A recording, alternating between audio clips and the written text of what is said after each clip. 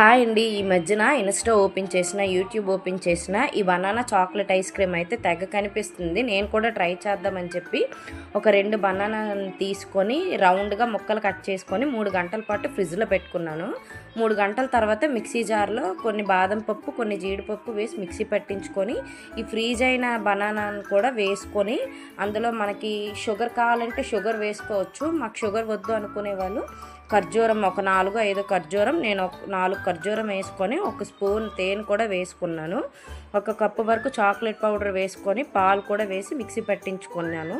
తర్వాత గార్నిష్ కింద పైన జీడిపప్పు చిన్న చిన్న ముక్కలుగా కట్ చేసి వేసుకున్నాను. ఒక 6 గంటలు ఫ్రిడ్జ్లో పెట్టిన తర్వాత ఓపెన్ చేసి చూస్తే ఐస్ క్రీమ్ టేస్ట్ అయితే బాగానే ఉంది.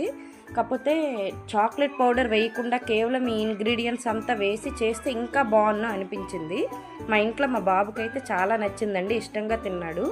మీరు కూడా ఈ ఐస్ క్రీమ్ ఒకవేళ చేసి ఉంటే మీకు ఎలా అనిపించిందో కింద కామెంట్ చేయండి. వీడియో నచ్చితే like, share and subscribe. Bye bye.